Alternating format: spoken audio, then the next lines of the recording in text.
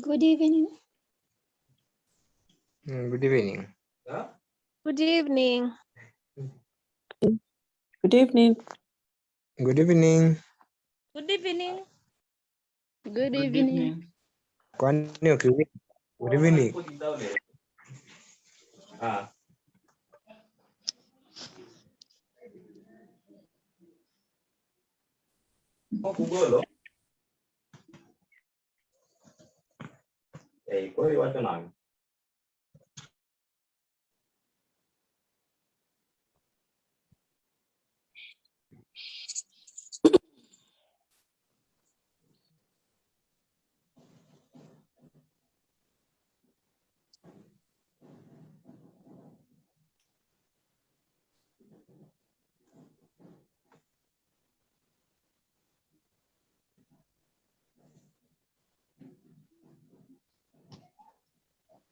Oh no. Hello, good evening.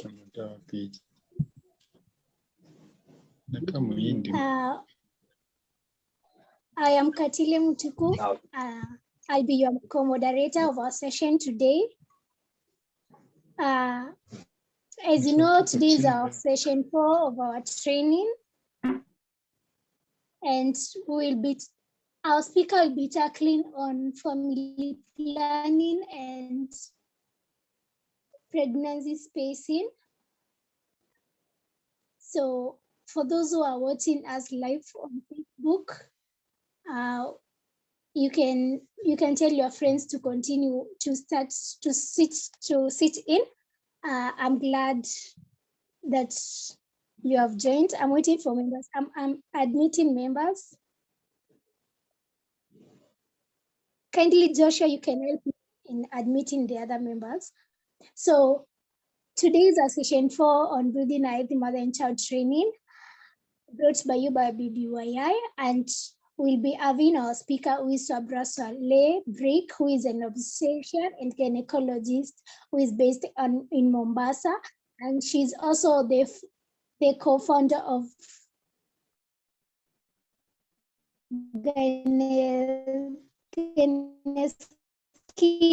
on Instagram. So she will tell us more on family planning, use of contraceptives, and in pregnancy. So because we don't have much, you can just type your name in the chat for those who are in as we start off. So welcome so much.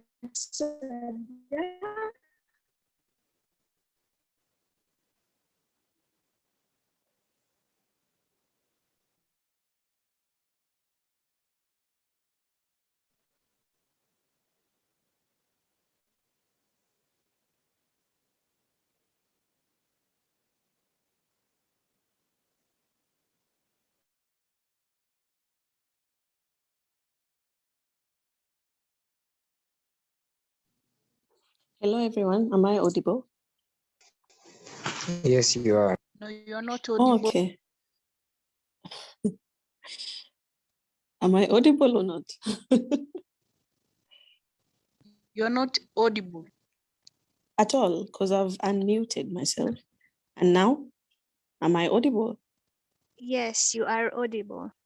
Okay. All right. So I did not carry my slides with me. I was depending on Katile to project my slides. But my name is Dr. Subdermal.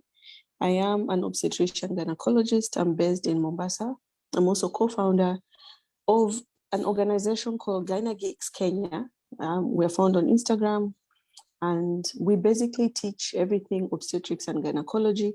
We are a group of 3 gynecologists, myself, Dr. Flavia Ugutu, and Dr. Majala Zawadi. I'll be heading the session today. It's family planning we might be familiar with. I would request that if we have any questions, then maybe type them out and then we can address them at the very end. Okay. Katile, can I have my slides? It's okay, just a minute. All right.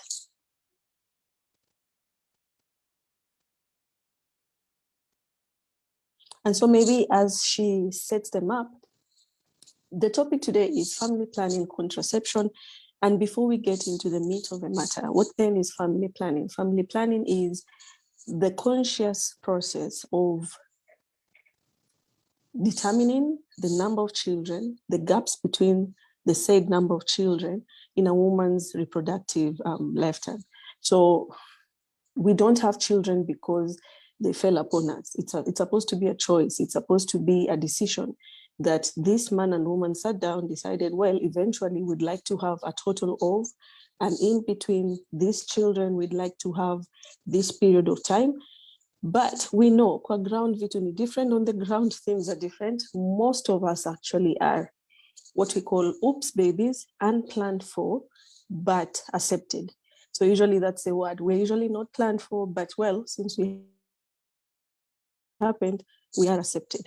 So when you're talking about family planning, we have to be very much aware, why should we plan the family? And so here we're looking at the mother, we're looking at the baby, we're looking at the family unit, and we're looking at eventually the community at large. And so if we start with the baby, this is to ensure that the baby who was just delivered gets maximum nutrition, love, and bonding, okay, from the mother, okay? We know that breastfed babies who have all the nutrition all the time with their mothers usually have higher chances of survival, especially if we're addressing under fives.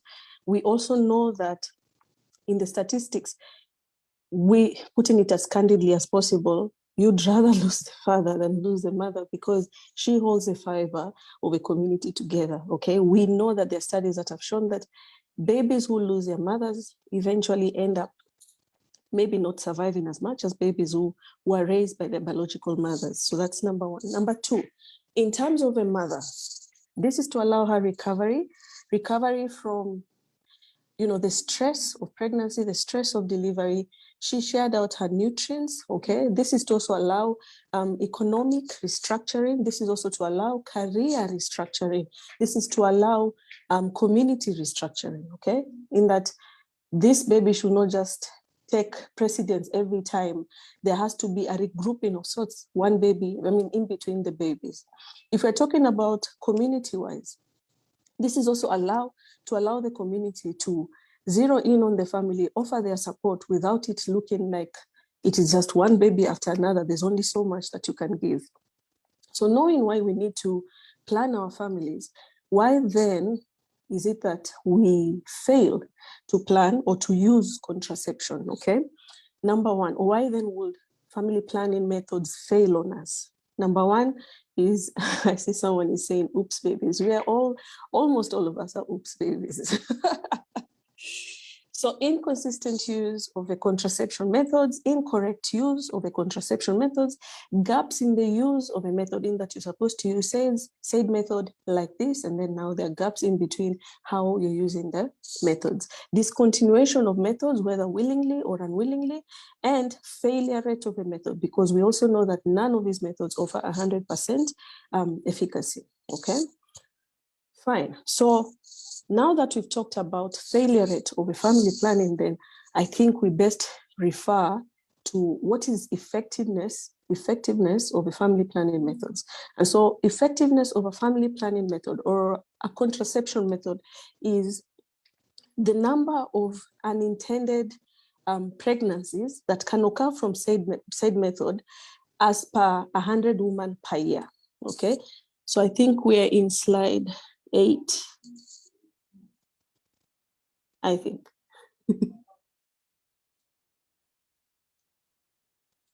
I think I'll wait for her to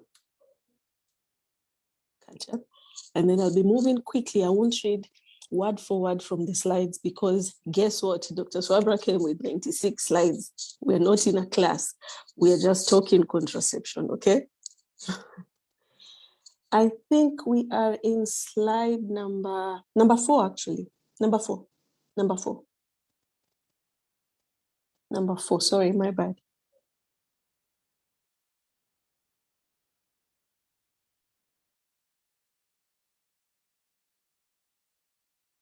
Okay, there we go. So as I was saying, effectiveness of a family planning method is the number of unintended pregnancies of a said method per 100 women per year. So if I say, fine, contraception X has an effectiveness of 99%, that would mean that there will be one pregnancy per every 100 women in a year, okay? So there are two types of effectiveness, because when you're referring to effectiveness, we're talking about the theoretical effectiveness, and then there's the actual effectiveness. I keep saying on the ground, things may be different. And so the theoretical effectiveness is usually as a result of studies done from the various methods, and we just all, agree that, okay, this method, this is a success rate. Now, when you come on the ground, depending on how consistently the method is used, depending on how well the method is used, what is the actual effectiveness of that method? So those are the two differentiation, that the actual effectiveness, all right, may be lower than the theoretical effectiveness, and this is dependent on other factors, okay? Good. Next slide. And so having said that, then I will zero in on the family planning methods themselves, and just to paint a picture in your head just before I get into it, let's just classify and draw this tree in our heads, that there are permanent methods and then there are temporary methods. So permanent methods would mean the BTL, the bilateral tribulation, and then the vasectomy. Now, if you're not talking permanent and you're talking temporary, if there's even the slightest hint of a baby to come, that means you're already at temporary. So now temporary can either be generally long-term or short-term, or hormonal or non-hormonal. So I think I will take the hormonal, non-hormonal route and just list them. So the non-hormonal methods usually would include condoms, withdrawal, use of diaphragms, spermicides, okay, use of safe days, okay, the natural methods, and finally the IUCD, which is the intrauterine contraceptive device. The hormonal methods, we're talking about the pill, we're talking about the injectables, we're talking about the implants, and then we're finally talking about the patches. So if we're talking about the oral contraception, these are any medication that are taken by mouth for purposes of planning the family, and they can be of two types. One is the oral contraception pill, or three types rather. The other is the progesterone only pill, and finally we have the emergency pill. Okay, so if we are to start with a combined oral contraception pill, okay, we're talking about a pill that has two hormones. One is estrogen, the other is progesterone, okay? So estrogen and progesterone, and they're also called the pill, loosely called the pill.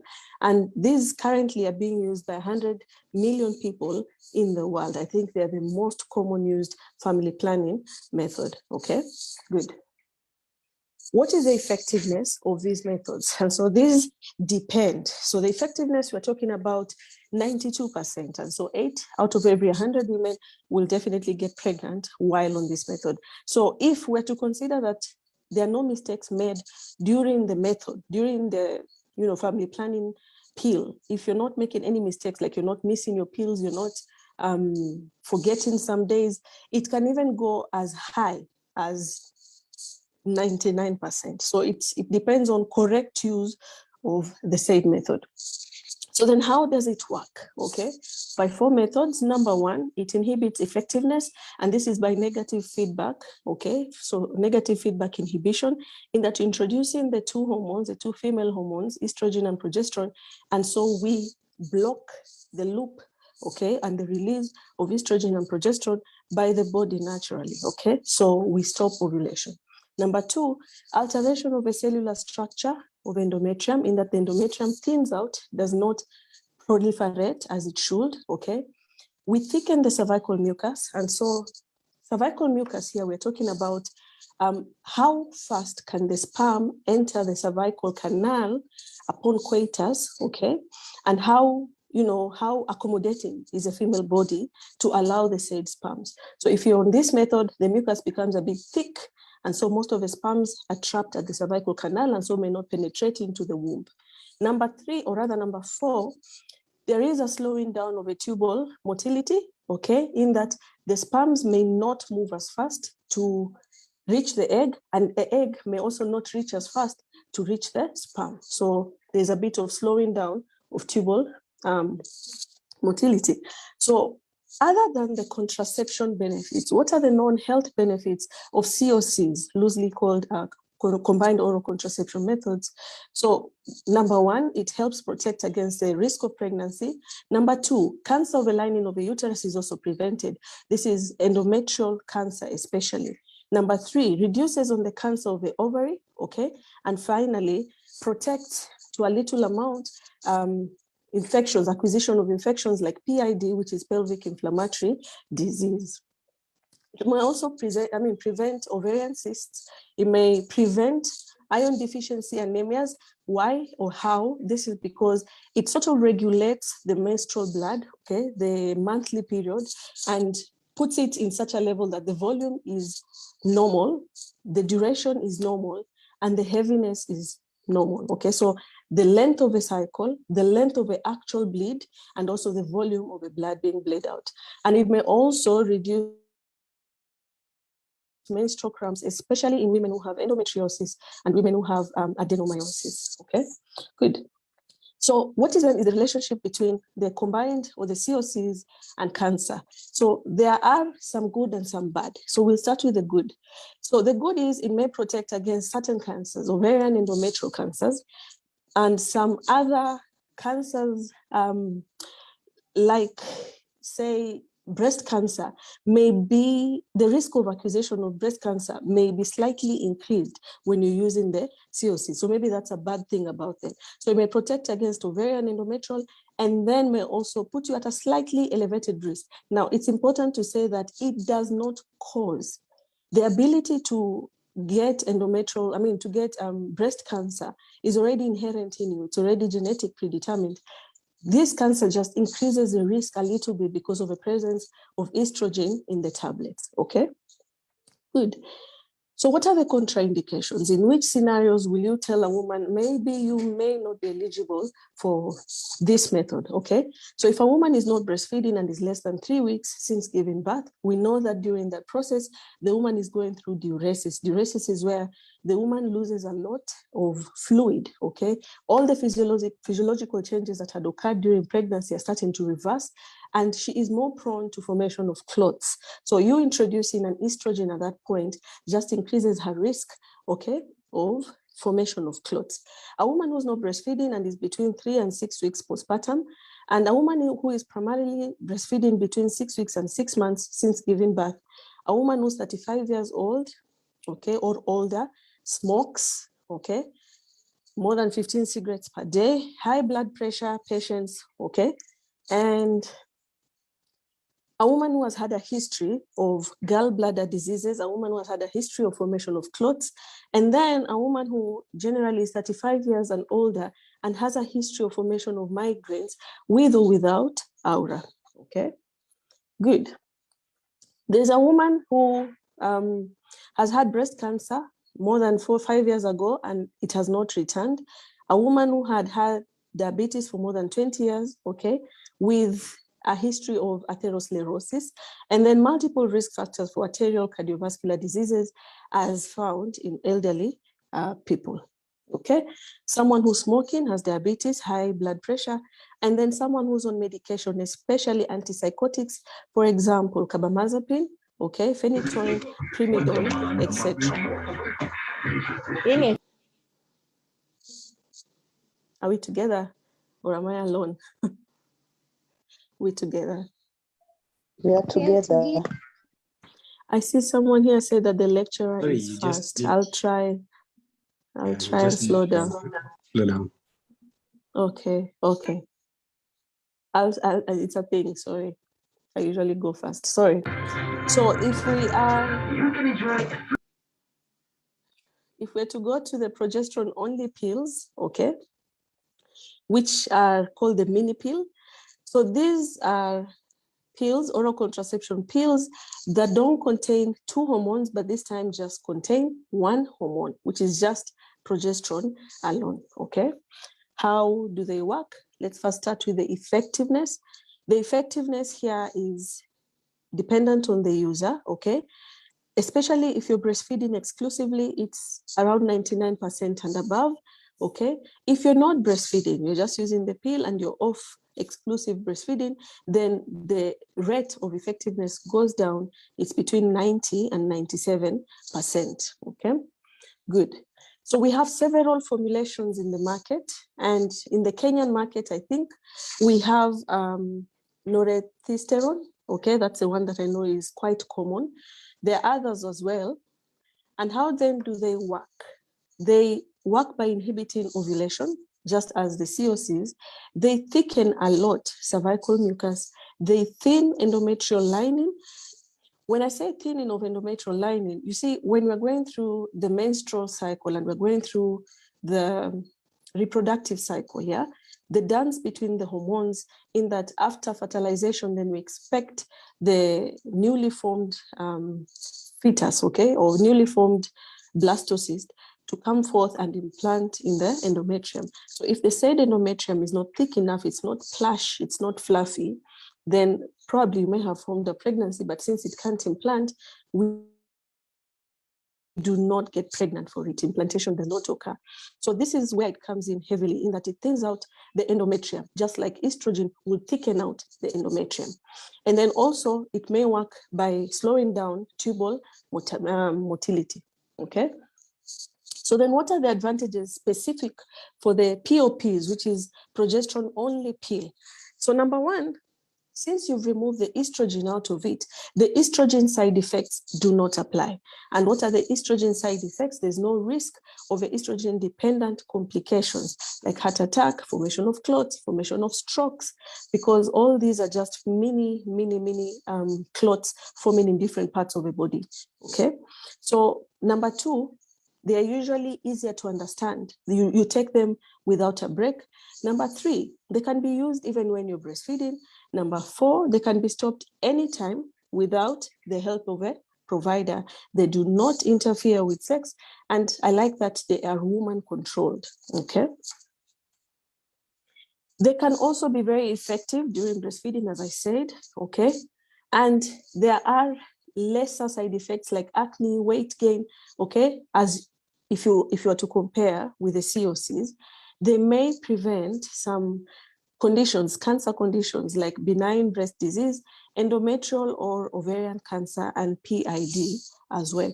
The prevention of PID as a disease is usually stemming from the thickening of the cervical mucus. You see, if the cervical mucus is thick, nothing gets in from the top of a vagina, probably all the way to the womb. So that already creates that nice barrier which keeps the womb nice and sterile, okay? What are the disadvantages? Bleeding irregularities, and this usually is as a result of you've thinned out the endometrium so much, you sort of leave it bare minimum, very thin, and sometimes we call it, I forget the word, like you've stripped it so much, the blood vessels which are on the basal layer remain exposed. And so you may have a kind of bleeding that is not from the endometrial layer, but as a result of lack of endometrial layer, okay? They do not prevent ectopic pregnancies, and then they have a high failure rate should you miss the pill. What are the contraindications to this pill, okay? Why would I tell you, no, maybe you can't use this pill? If you're breastfeeding and less than 6 weeks, okay, since giving birth. Number two, if you've had acute blood clots deep within the veins, okay. Number three, if you've also suffered breast cancer for more than 5 years. So all these are hormone-dependent cancers. And so irrespective of what hormone, if you've had cancer in 5 years, maybe we may discourage you from using any kind of hormone. If you've had severe liver disease, okay, whether disease, whether infection, whether tumor, whether hepatitis, anything that took your liver down, maybe you might not want to use this method. Patients with conditions like SLEs, these are autoimmune disease, okay? If you are also taking drugs, especially the antipsychotics, okay? Good. They can be used on several women, and this is the MEC criteria. Who does it get to be used on? Women who are breastfeeding, that is from 6 weeks going forward. We'll tackle postpartum contraception in detail in another setup. I think it is in the list, okay?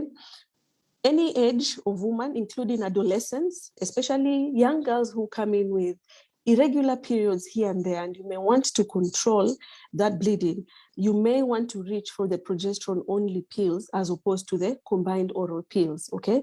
Women over 40, the same thing applies. Women who smoke cigarettes, women who have no children, it does not matter if you're fat or thin. With the COCs, if you're a bit obese, we might say that, okay, maybe let's move away from the COCs. Or women who have just had an abortion or a miscarriage can use this method, okay? Good. What is the ECP? What is the emergency contraception pill? These are pills that are used, okay, to prevent pregnancy after a sexual act that was not protected or was inadequately protected by a regular contraception. So we are referring to, you used a condom, it broke. We're referring to, you were swallowing pills, but somehow 2 days before the act, you had forgotten or you had stopped and then your partner came back suddenly. So they can be taken up to 3 days after unprotected sex, okay?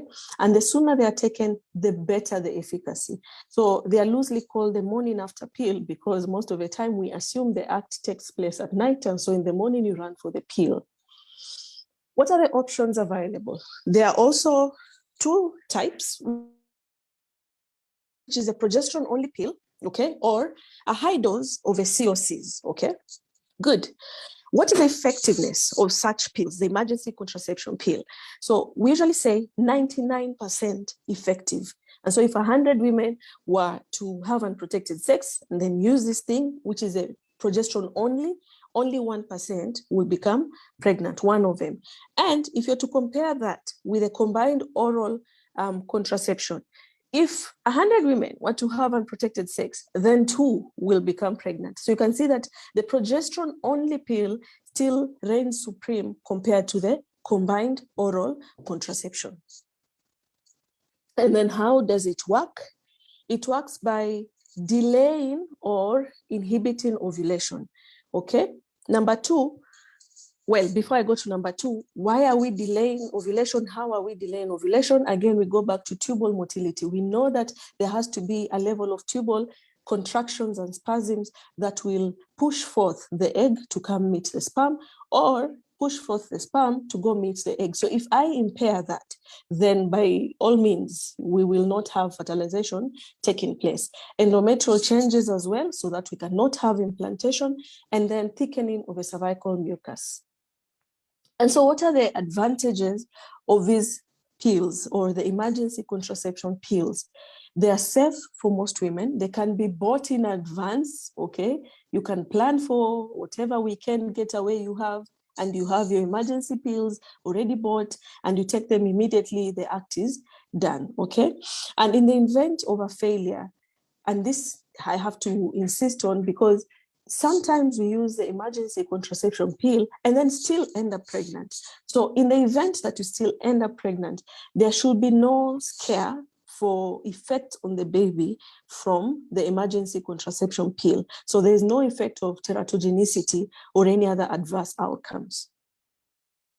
Okay, so what are the disadvantages? Okay, the disadvantages are, especially with the combined, they have a high rate of nausea, that is 42%, and vomiting 16%, and pre-treatment with an antiemetic is usually recommended.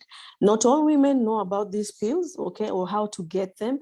And then again, remember the 72-hour period where you have to take the first dose. So most people usually this period passes in. Then let's also not forget that it is not a barrier method. Most of the time you're not protected against STIs, which we talked about. When do we use these pills? If there was rape, okay, if there was unprotected sex, and if there are any contraception mistakes, a burst condom here and there, misuse of a method, etc., etc. What are the side effects? Remember, the emergency contraception pill is sort of like an emergency brake. I usually use that example. You can stop a car nice and smooth, nice and slow, or you can stop the car abruptly. And so here we are introducing a very high amount of hormones in your system to suddenly stop this car. And so with a surge of hormones in your system comes a surge of side effects as well. And so changes in the bleeding pattern. So I usually say the next 1 or 2 periods may be a bit irregular. Okay, they may not follow the normal pattern. Okay, the bleeding may be delayed. It may come earlier or it may come later. And then in the week after taking these pills, you may have nausea, vomiting, abdominal pain, headaches, all the side effects of intense hormones, breast tenderness, dizziness, etc., etc. So I think that wraps up the oral pills for me, whether emergency, whether not emergency, whether progesterone only, whether combined. And now I would like to go into the injectable contraception. So the injectable contraception, if I may, is any family planning method or contraceptive method that is introduced to the body by means of an injection. Very straightforward. And there are also two types. We used to, or rather we commonly know only one type, which is a progesterone only, okay? But actually there are two types. There is also combined injectables. So with the progesterone only, the one we know most commonly is a Depo-Provera, okay? And then there's also the norethisterone enanthet, okay? Which is also loosely called the Neten 200 milligrams. These are given by IM injection, deep intramuscular, and they're released slowly into the bloodstream over the next 3 months or so. There are also new formulations that have come up in the market. For example, we have a Depo, okay, that has come up, and it's no longer the 150 milligrams. We have the 104 milligrams, and this can be given subcutaneously. How do they work? Okay. Number one, the Depo and the Neten, they prevent ovulation. Okay. That is just it. They go to the pathway and they sit on the progesterone release, and without progesterone, we're not going to ovulate. Okay. So they sit on that. There are other added mechanisms which can still apply. Number one, cervical mucus. Remember, you cannot enter where the door is closed. Thinning of endometrial lining, you cannot implant where you're not wanted, and slowing of tubal motility. What is the effectiveness? That 3 out of 1,000 women will get pregnant over the first year. So 99% or more will not get pregnant, okay? When commonly used, 97% of women will not get pregnant. And there has to be something that I have to mention, in that there is a concept, return to fertility. So the return to fertility on stopping this injection, okay, is usually 4 months longer for the Depo, and then for the Neten is usually 1 month longer. So there is a hesitation to return back to fertility, not by the woman. Okay, let me restructure. Return to fertility is a concept that, should I stop using this method, how long then will it take me for me to actually conceive when I finally desire conception? So if you're using the Depo, more than the average time usually is 4 months on top. If you're using the Neten, 1 month on top. This is theory. On the ground, though, we know that it's longer. I think I currently have a couple who 2 years later, having ruled out any abnormality, we are still trying to conceive. And so with long-term use of a Depo with the injectables, we also have the slowing down of return to fertility. What are the side effects of these injectables? So there could be changes in bleeding pattern, weight gain, because we know that progesterone increases appetite, increases water retention, headaches, dizziness, abdominal bloating, discomfort, mood changes, and a low sex drive. Of all the ones that I've talked about here, weight gain and low sex drive usually come out quite often, maybe because they directly affect the woman. There is a paper I came across that was looking at the Depo and the history of it. And what I found interesting is, especially in our setup where HIV is a reality, okay, you may not quite encourage the Depo use. Why? Because, first of all, HIV virus usually, the Depo will probably inhibit, not probably actually, the Depo will inhibit cytochrome P50, which is an enzyme found in the liver. And with that, okay, will end up slowing down the metabolism in the liver and will lead to faster acquisition, actually, of a HIV. The HIV virus as well will reduce the uptake or the efficacy of a Depo. So these two are not quite. I'll look for the paper and I'll probably link it later on when I'm done. It was very interesting in that the two are not good for each other. And so in a setup where you're dealing with a community or a certain group of clients who, for example, the sex workers, because also those seek our services, the Depo may not be the method for them because it leads to higher acquisition of a virus. And also the presence of a virus leads to high failure rate of a Depo. I thought that was interesting and worth knowing. And so then what are the non-health benefits of the injectables? It protects against pregnancy, of course, endometrial cancer, which is usually estrogen dependent, fibroids, symptomatic PID, iron deficiency, anemia because you're not bleeding, sickle cell crisis is reduced markedly, and symptoms of endometriosis. Why endometriosis? I think we had a talk last week, and we saw that most of the time, should you suppress the estrogen, then we have a lulling of the symptoms, not necessarily a disappearance of endometriosis. We also have a combined injectable. These are also the monthly injectable. Maybe to add, the depot is usually given 3 monthly. And inside they contain an estrogen and a progesterone. And this is medroxyprogesterone acetate, okay, and estradiol cypionate, okay, in different milligrams. So the trade names that are found locally, I think we have cyclophem and cyclophamina. I think I've seen cyclophamina. I don't know whether it's here or in Uganda, but I know I've come across it, okay? The trade names for the net end usually is a mesigina, okay? How do they work, these combined injectables? They work primarily by preventing ovulation. So what is the effectiveness? So it depends on returning on time, and when commonly used, 97% will not get pregnant. When they are gotten on time, okay, 99% will not get pregnant. So I guess it is how often do you get your injection? Should you delay a little bit? The serum levels, of course, decrease, and then it increases the chances of failure rate. What are the side effects of a combined injectable? Breast tenderness, okay, and the rest remain as for the progesterone only injectable. What are the health risks? Stroke and heart attacks, okay? Are we together?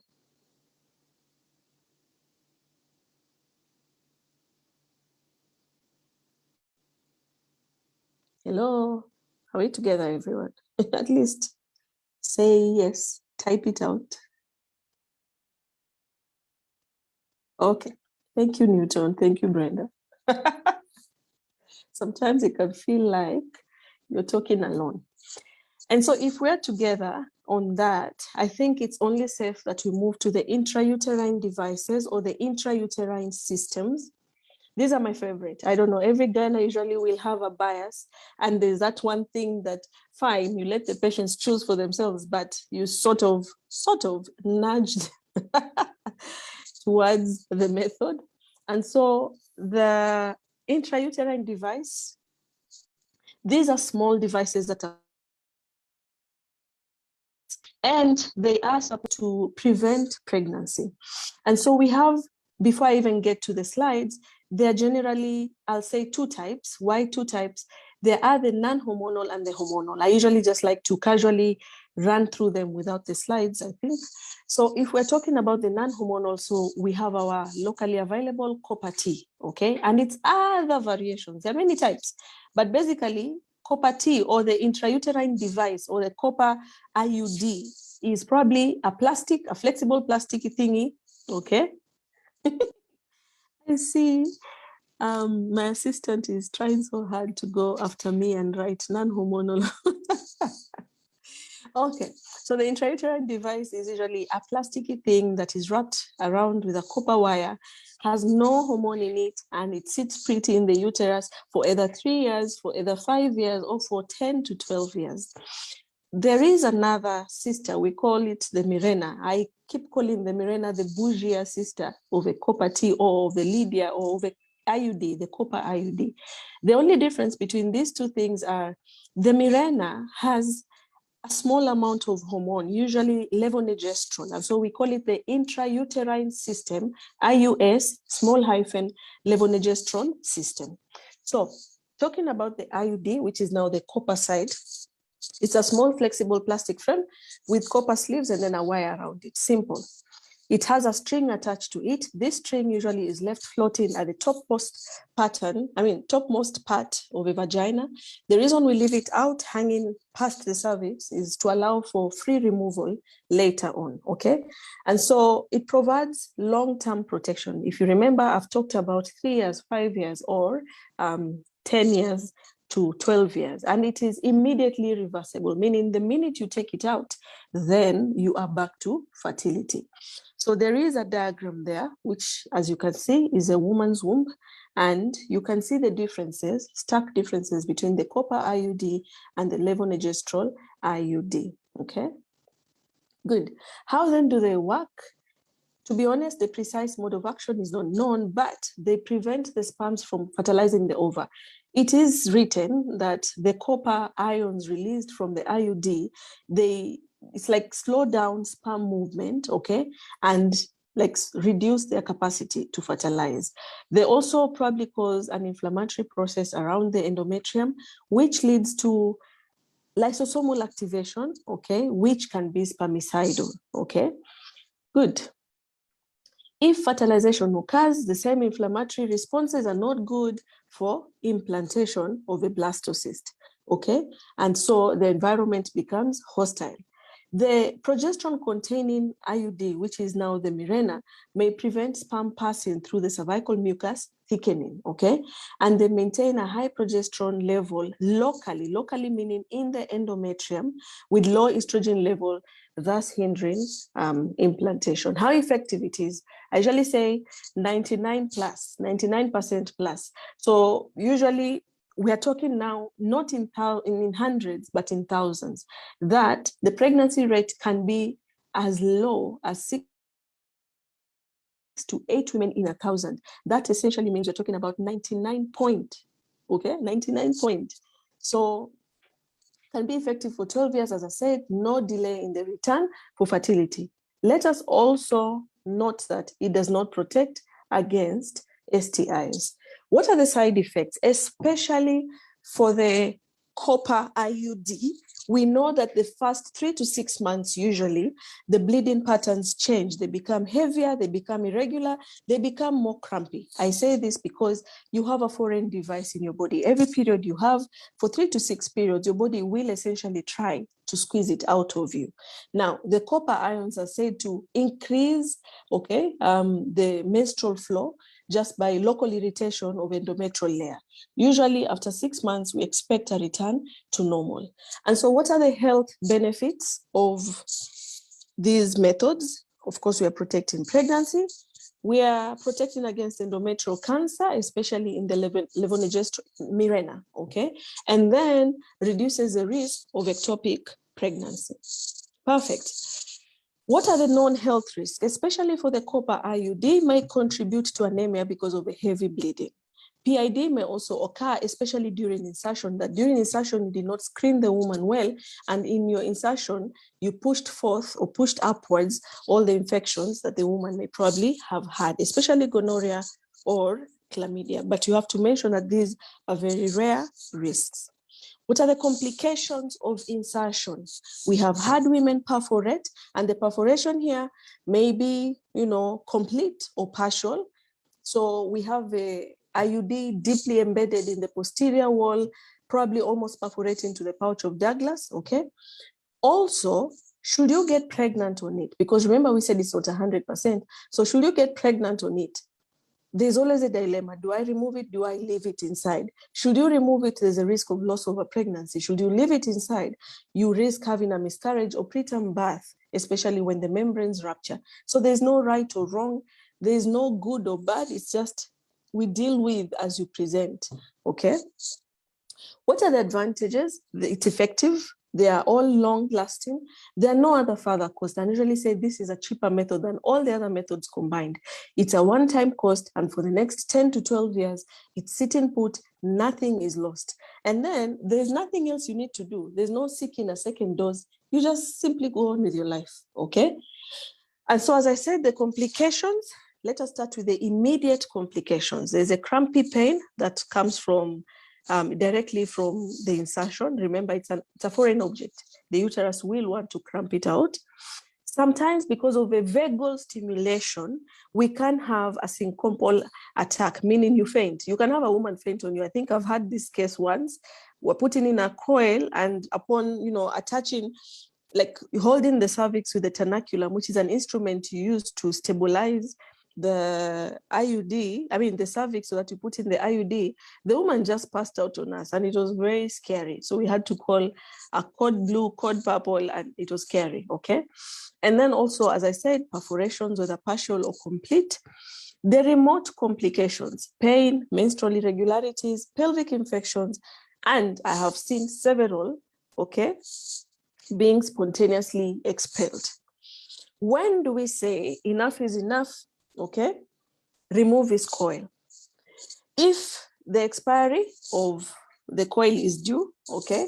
If the pain, pelvic pain or cramping does not subside, if there is abnormal or excessive bleeding that will somehow risk your health, if it is displaced, I mean, you go to a scan and you find it is not in the uterus, so just remove it, okay? If you get pregnant, we can also sometimes recommend that you take it out, especially after we have run a scan to see where the pregnancy is or the coil is. If there is cancer, uterine cancer or cervical cancer is a thorough indication for taking it out. If a woman is in menopause, you no longer need it. And then desire for pregnancy is our last reason. The advantages of using it, highly effective, coitus independent, okay? Long acting. I see there's a problem with screen sharing.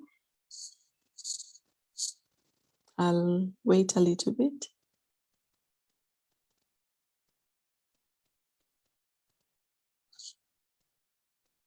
Is Katile in? Katile? Hello, yes, I realized that I wasn't sharing the screen. So I'm reconnecting again.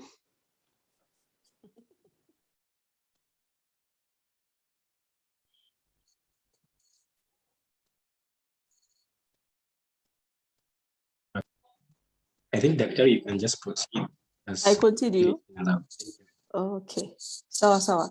So the advantages are it's highly effective. You know, sex does not depend on, you know, it does not affect sex. It's long acting, rapidly reversible. You go back to normal as soon as you went on it. Very affordable, okay? Very few side effects. It's a non-surgical. Usually I say it's a stand between a permanent method like BTL and all these other short-acting, short-term methods, okay? And it reduces the risk of ectopic pregnancy. I would like to isolate the Mirena and talk of its advantages because there has to be something more about the Mirena. Why does it have a hormone in it, okay? And so it is used in the reduction of menorrhagia.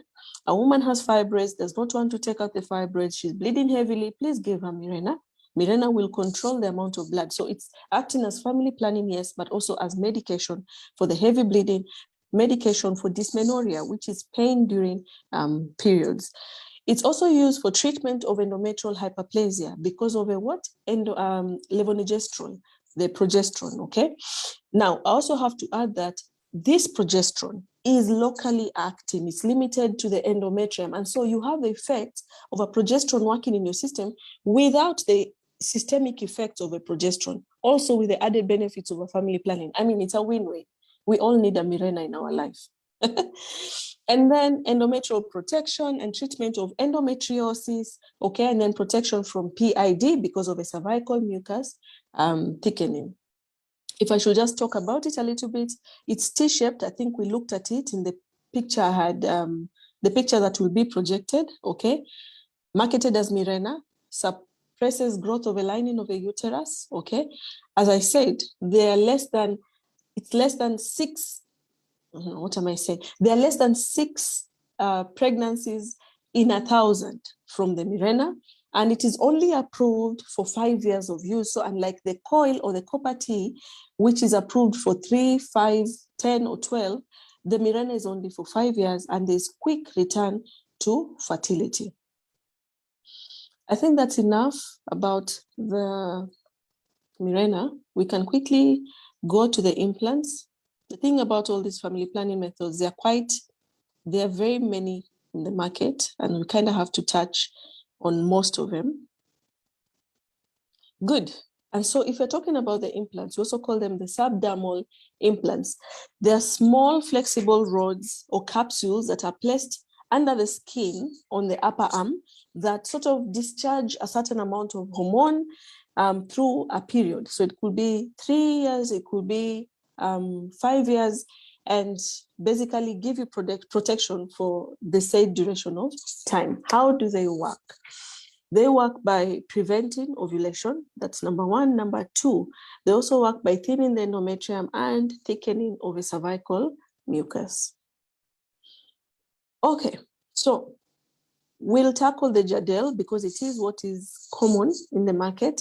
So the Jadel is, first of all, FDA approved. There are two systems, or rather there are two rods, and inside the rods, we have levonorgestrel, which is a progesterone. Okay, I don't see the screen sharing anymore. No, I'll still go on. Yeah. Okay. So in terms of dimensions, each rod is like 4 by 4.4 centimeters long and contains a mixture of a drug, also with like a polymer, okay, covered in a silicone tubing. Perfect. Can work up to 5 years, and it's currently not marketed in the US. It is just marketed to some developed or developing countries such as Kenya. The implant, it's a single rod implant, 4 centimeters long, 2 millimeters wide, okay? It has etonogestrel. So remember the Jadel had levonorgestrel. This one has etonogestrel. So all these are just variations of progesterones, okay? And it is also covered in a polymer, okay? It is a biological active metabolite and slowly discharges the drug over a 3-year period, okay? Good.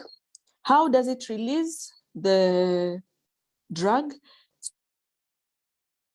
If we're to look at the implant specifically, it releases at a rate of 25 to 30 micrograms per day, okay? And those levels are enough to suppress ovulation, okay? And after removal of the implant, it is important to note that the serum levels become undetectable within 1 week. So that means you go back to being fertile in like a week's time, okay?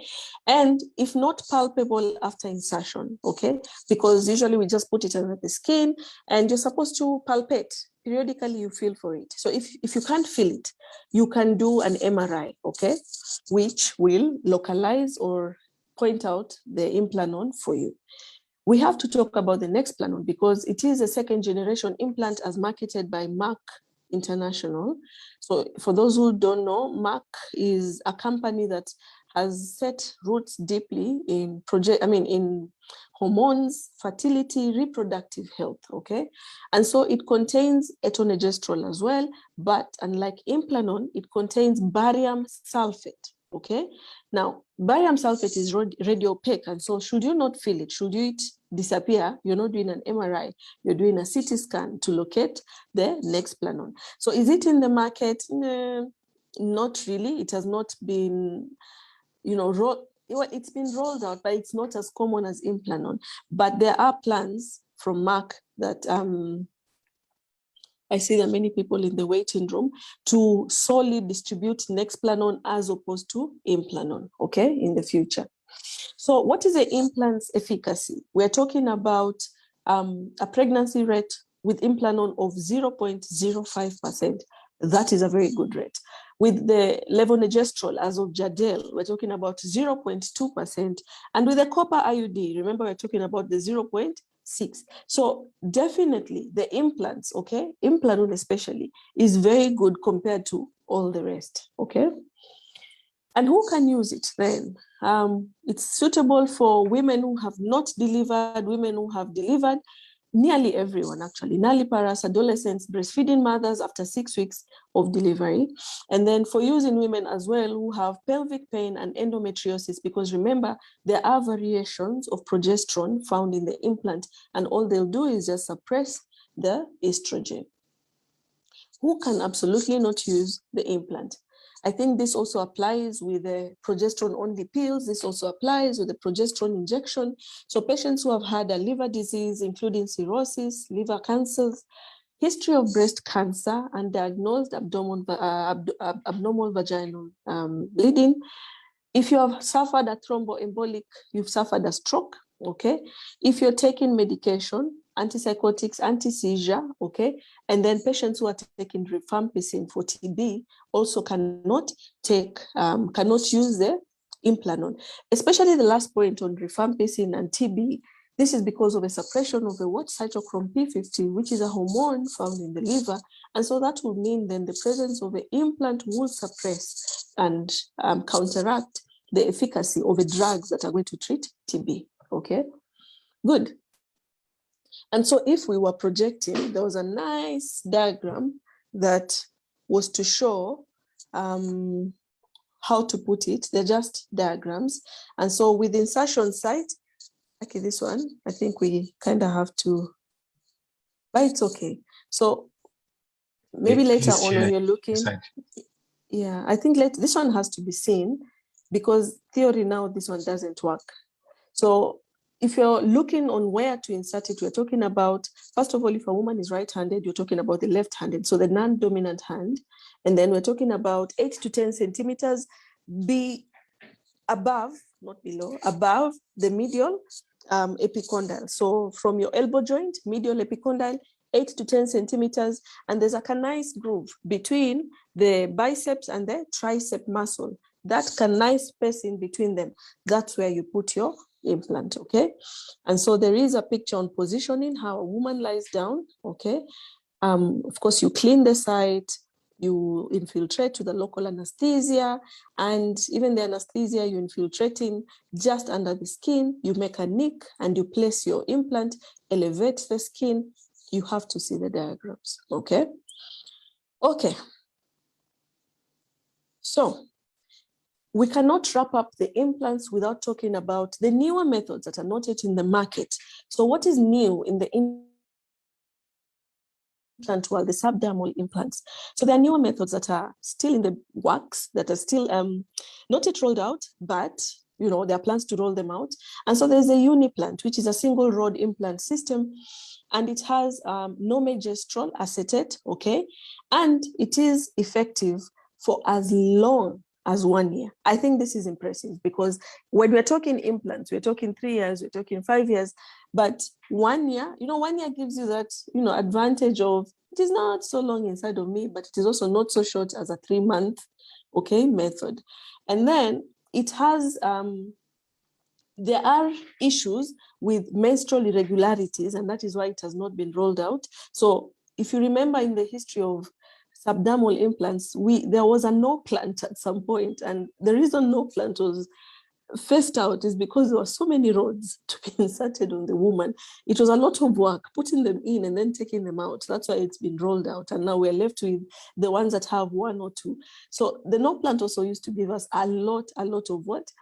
Menstrual irregularities. So this new method, the Uniplant, also is rumored to cause the same effects. We have the Kapna. Kapna, the clinical studies are still ongoing, and it's a biodegradable. That means we put it in, but we don't take it out.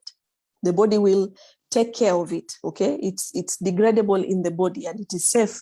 It does not need removal. So it has levonorgestrel, okay? And it protects you for 1 year. There are also biodegradable pellets that they're thinking of rolling out. These usually would contain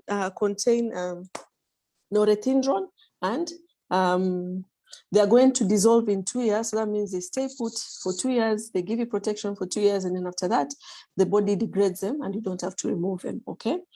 Perfect. And I think I'll wait for the screen sharing to get to surgical contraception as I wind up. Good, keep going.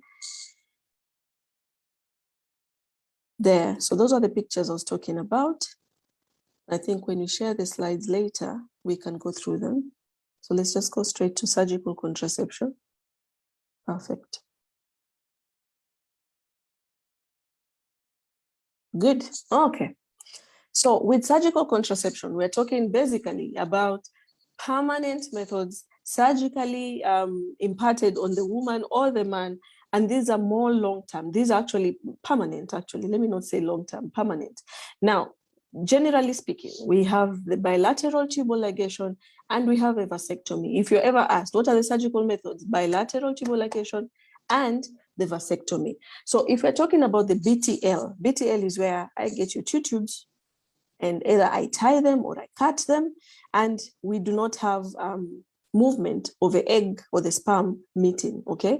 And so the effectiveness is 1 pregnancy per 100 women. This is like 5 pregnancies, sorry, in 1,000 women. So that means it is 99.9. I don't want to say less than 1% of women. It is 99.9. So this means 1 woman out of 1,000 women will get pregnant, okay? So this is a very, I think if you're going to stratify the family planning methods, this takes tier 1. Tier 1 means at the very top of a pyramid, the BTL sits right on top there, okay? And if you give it time, the number goes down, okay? Why? It depends on the method of BTL, how did you tie those tubes? So basically, depending on the method of tying, sometimes it can reverse itself. And I have seen a case, okay? It can reverse itself. And now we have 2 pregnancies per 100 women. This is even scary to think about. Can you imagine walking around with a BTL and then getting pregnant? Sure, I'll die. Okay. So what is the counseling that needs to be done, okay, before you give a method? That's in the next slide. That it's a permanent method, that there's possible failure of a procedure, okay, even though rare, it is possible, that there are other alternate temporary methods. We just talked about the coil and the Mirena and all those things, okay, and that complications like infection, bleeding, during the operation itself may occur. So remember that it's a surgical procedure. Every time you're talking complications, they are stratified into anesthetic complications and the actual surgical complications. And then there could be menstrual disorders. And then these are not due to the method. It's just that you were to have menstrual disorders, okay? Good. When do you do a BTL, or which opportunities do you use to offer BTL? If you are doing a cesarean section, that is a perfect time to do a BTL. I am holding your uterus. I am looking at your tubes. If you want them tied, that will be the time to speak. Puerperal ligation. The woman has just delivered. The fundus of the uterus is somewhere just below the umbilicus. The uterus is palpable. That will be the time, okay, to do it. And usually the optimal time is slightly above 6 hours, but within 24 to 36 hours before involution of the uterus begins, okay? The interval ligation, that means if you're not doing this ligation within 24 to 36 hours after delivery, then you'll have to wait until after 6 weeks of delivery, okay? And that is usually, preferably, within 7 to 10 days after onset of menstruation. There is also post-abortion ligation and gynecological ligation. Gynecological ligation meaning you are doing another gynecological procedure. Like, for example, I am removing fibroids, and then, I was told to tie the tubes, tie. I will remove your uterus, which also would mean that I take out your tubes anyway. So that means we're using procedures like myomectomy, any other procedure that gives me access to your abdomen, then I can tie your tubes. And what then are the preoperative procedures that you should do? You don't just tie a woman's tubes. You have to have, and I cannot insist this enough, a written informed consent by the woman. And before we used to say, oh, the man has to sign. No, he doesn't. It would be nice though if he was present to, affirm the woman. But in the scenario that is there and the woman, seems educated enough on the method, then you give it to her. So we do not need 2 of them. We just need her informed written consent. How I practice is I will not give it to you if you ask for it on table, okay? Meaning I'm about to do a CS and then you just suddenly blurt out, Dr. Rifunga tubes. I will not, because that means you've not had enough time. I've not had enough time to explain the cons and the pros. I usually offer the method during antenatal, Okay, there has to be history taken. How many children does she have? Why does she want to tie the tubes? Which other surgeries had she had before? Because sometimes previous surgeries may prevent or make it very difficult to do a BTL. Examine her. Is she morbidly obese? Is a scar, okay? If she's had previous surgeries, how is that scar? How do you think the abdomen inside is, okay? Do a urine analysis, do a blood count, rule out any other infections, and then also rule out VDRL and RBS may also be done, okay? And so what are the complications of you doing a tubal ligation? And so the complications may greatly differ based on the method of sterilization, method of anesthesia, okay? Routes of ligation, meaning, are you doing a mini lap? A mini lap is a small incision that gives you access to the abdomen. Is it during a cesarean? Is it, after abortion? How are you assessing that abdomen? Are you doing it? And now we have to mention that there is laparoscopic ligation as well, in that I'm assessing your abdomen using minimally invasive surgery, okay? So all those are usually, they're associated with pregnancy, termination or delivery, age of a patient, the place of operation, selection of your patients. An obese patient is not the same as a thin patient. And then, of course, the technical capability of the operator. You cannot offer laparoscopic ligation if you do not know how to do laparoscopic surgery.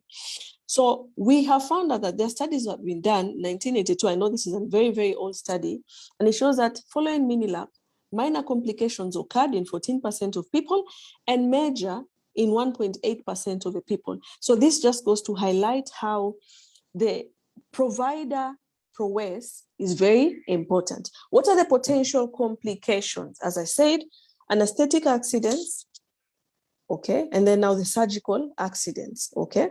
So surgical accidents or complications may include bowel or bladder injury. So that is the next slide. Injuries to the tubes, ovaries, okay, broad ligament, hematoma, uterine bleeding, and perforation. We have had women who supposedly had a BTL using like a small incision that doesn't quite open her up fully. And instead of tying the fallopian tube, the round ligament was tied. And so that means the tubes are there, happy looking at you, quite open, and you have ligated the round ligament, which is a structure that looks exactly, okay, not exactly, but very close to the fallopian tubes. And so that means there's no family planning protection that has been given there. Wound infection. If I'm assessing your abdomen, there's always a risk of infection. Wound hematoma dehiscence, where the wound opens up. Pelvic infection, because you're assessing a woman's abdomen. Peritonitis, urinary infection. Pelvic hematoma, where a woman bleeds and it forms a clot inside. Bowel and bladder fistula. What are the health benefits? It helps protect against pregnancy, of course, and then also PID. Why PID? Because of the fallopian tubes, they're taken out. And so there's no that movement where infection can be moved further along towards the ovaries, okay? It may protect against ovarian cancer, and that is in the next slide.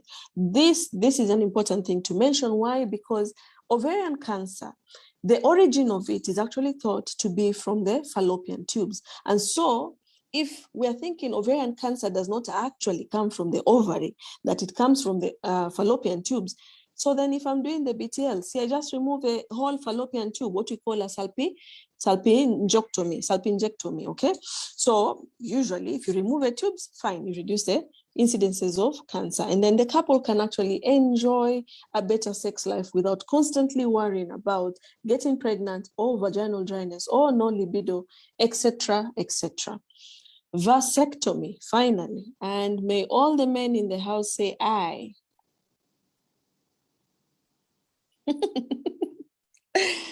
So vasectomy is a permanent contraception for men who will not want children. In my practice, I've noticed that when I worked in the inland areas of Kenya, Olkalau, Nyahururu, there's some things that are just theory. I have never seen anyone take up vasectomy. But in Mombasa, I do not know why the dynamics are very different. There is a very specific population that seeks out vasectomy. These are the white men who have married the local ladies. I have no idea what the dynamics of those relationships are many men are actually seeking vasectomy, and their specific race. And anyway, I will not go into the detail of it, but yes, we're doing more vasectomies in Mombasa now. It is safe, it is simple, and you also have to note that there has to be a 3-month delay in taking effect. Like I will do a vasectomy on you, but you have to wait 3 months before you say you're safe to have unprotected coitus. It does not affect the male sexual performance as is erroneously assumed. Why? Because there are several bits that lead to ejaculation. There is the seminal fluid, which is not tampered with. The prostate is right there. Seminal glands are right there. The only thing we're cutting out here is the actual sperm, which is coming from the vas deferens as an anatomical structure, okay? So it is very effective with a failure rate of 2 to 3 per 100 women years if semen is not examined. But if semen is examined, meaning you do the vasectomy and then later on you do a seminalysis, not 1, but 2, then it becomes 99.8%, meaning 2 out of 1,000 will get pregnant, okay? Good. Counseling, what do you need to tell the man before vasectomy is done? That it's permanent. It involves a simple surgical procedure. It does not mean that he's now castrated. There's no effect on his masculinity. Tafadhali, you have your testosterone. It does not affect how we see you as a man, okay? There is normal sexual activity. Semen volume is going to be the same, and your general health is going to be exactly as it were before. So millions of men have undergone this procedure successfully over the last 70 years, and sterility, as I said, occurs in 3 months. Success is not guaranteed. There's a small failure rate. Reversal is possible, and actually if you're to compare BTL versus vasectomy can easily be reversed as compared to BTL, okay? And so reversal usually is, it gives a 90% chance return to sperm normalcy, okay? And as we go over the years, the success of a procedure, of the reversal, starts declining, especially after 7 years, okay? There's a low wound infection rate, low hematoma rate, because you're not penetrating the abdominal cavity, the pelvic cavity, you're just dealing with the dangling scrotum as it is. And then no study has shown long-term deleterious effects on the male. So people just fear for nothing. Next slide. How is it done? We have a conventional vasectomy and a no-scalpel vasectomy. Maybe just to shed light on it. Conventional is where I'll mechanic, fish out the vas, okay, pull it out, pull out the loop, tie, and then cut in between, return it, put a stitch, put a bandage, do the same for the other side. No scalpel is where we're using a band to tie the tube and not cutting or suturing anywhere, okay? Good. So with the techniques, as I already summarized, you have to use infection prevention procedures. So you're cleaning the area, first of all, you're swabbing, you inject local anesthesia. Please do not do vasectomies on men looking at you without anesthesia. You have to identify the vas, which is a worm-like, tube-like structure. Puncture the incision, the skin with an incision. You ligate the vas and then you cover with a bandage, or you can put a stitch, 1 or 2 stitches. What do you tell the man after? Of course, you have to give pain medication. Antibiotics are not exactly routine because you've not exactly penetrated any cavity. It is just local. Okay, that's the next slide. Avoid wet dressings or soaking for 2 to 3 days. Do not over-exercise for the next 2 to 3 days. You give scrotal support so that you don't form edema. Zisifure sana. Do not ride the bicycle for the next 1 week until the wound has healed. Clean the wound properly as you would with soap and water after 2 days. And then for the first 3 months, you have to use another contraception, maybe condom, and then confirm that actually your ejaculate when you reach orgasm, okay, does not have sperm by doing a semen analysis on 2 separate occasions, okay? What are the complications? Pain, okay? Hematoma could also form, okay? Subcutaneous ecchymosis. Infection could also occur. Local anesthetic hypersensitivity. We had a case where immediately we injected lignocaine, which is a local anesthesia. It went straight into the bloodstream. Well, it was not my doing, it was another doctor, but you know, this can happen, these things happen, and these are the things you're signing against. And we have sperm granuloma, in that the sperm coming in from the other end, that is now from the testis itself, could accumulate and it forms a mass, because it is not going forth where it's supposed to flow through. You've blocked and you've cut. So that can form a granuloma, okay? And then you have anti-sperm antibodies being formed, and there's no evidence to show increased risk of developing testicular cancer or prostate cancer. And that, my friend, marks the end of my presentations. I will now invite questions. I am sorry if I seem to have rushed through it. It is the way I talk. I talk quite fast.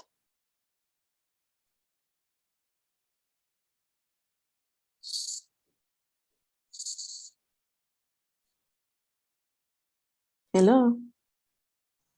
Hello, Dr. Thank you for the presentation. So I'll give this time to any participant who has a question, and I'll try also looking at the ones in the chat.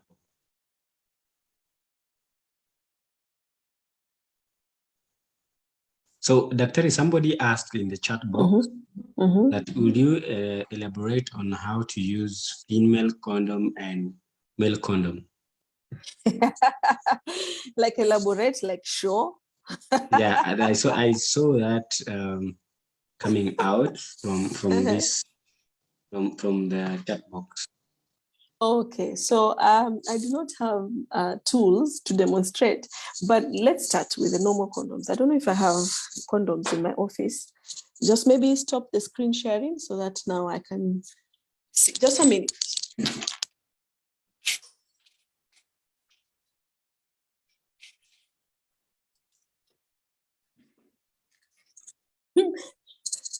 I'm even lucky that I'm in the office. And so if we're talking about the male condom, first of all, every time you use a condom, you look at the packaging. Is it fully sealed? Are there any like faults? Are there any holes? Are there any tamperments? Look at the expiry date. It is very important. Like this one is expiring in October 2021, almost expiring, okay? Good. We're not opening with the mouth. There's no ninjas in here. We're opening, and usually we try and open on the very last strip, right at the very end. They're usually demarcated for you where to tie from. And so remember, a condom is worn on an erect penis. It is not worn on a flaccid. You're not putting the condom and then getting yourself erect. You're wearing the condom on a penis that is already erect. Now, when you get the condom, there are two sides to it. There is a part that is rolled in and the part that is rolled out, and the tip lies in the middle, okay? So ideally, you're supposed to hold the tip, and the part that is rolled in will now be placed on the erect penis, and you're supposed to roll downwards. And if you're rolling in the right direction, you notice that the rolling downwards is quite seamless. You're not struggling, okay? The reason you're holding the tip is so that you can remove any excess air that will form a ballooning of the condom, which may eventually lead to maybe bursting, especially during ejaculation. So roll it down on the excess, on the erect penis, so it rolls down like that. Okay, perfect.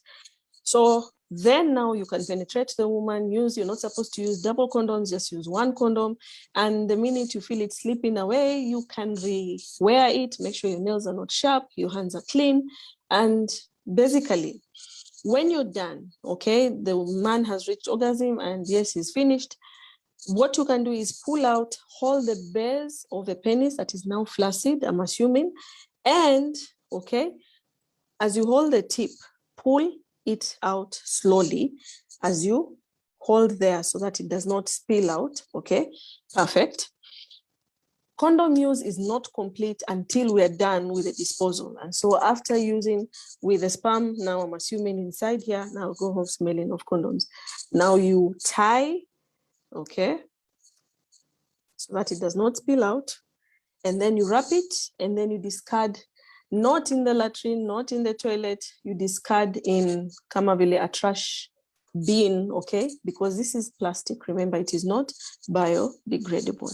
That is a male condom. So the male condom is a bit straightforward, a bit easy to use. The female condom is a bit different. I have one right there. The reason they're not as common is because they're very noisy. We went to the community and we asked, why don't you like using the female condom? And one woman even went and said, it makes the sound foco foco. Every neighbor knows that you're having sex. So basically it looks like this. It has an inner ring and it has now the outer ring. The inner ring, usually you would fold it as so. So make sure it folds as so. It goes inside the vagina. When it reaches, I'll get a uterine dummy. So this is the top of a vagina.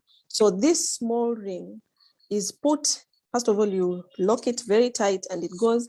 When it reaches inside, there's a way it pops open, toop. And so at the very top of a vagina, it sits sort of like this, like a tent, okay? That's how it sits, sort of like this. And then now this part sits outside on the lips. And so then the man is in here. This can be worn even 1 to 2 hours before sexual. So there's no waiting for an erect penis. You can have it on as now you do your foreplay before now he gets to penetrate. Removing it also, you just gather the outside and then pull. This plastic thing is sort of gets out without much ado from the vagina. Why? Because the vagina sort of expands and falls back according to need. Again, when you're done, remember the pre-usage procedure where you're looking at the expiry, etc., etc. When you're done, you lock it, okay? Remember the sperm is in and then you discard. So I guess loosely put, that's how we use a condom. Thank you so much, Dr. Allow me go through the chat box. Mercy Kipien is saying this was a very interesting session. Thank you, Mercy. Thank you. Avi Murungi says, amazing, Dr. And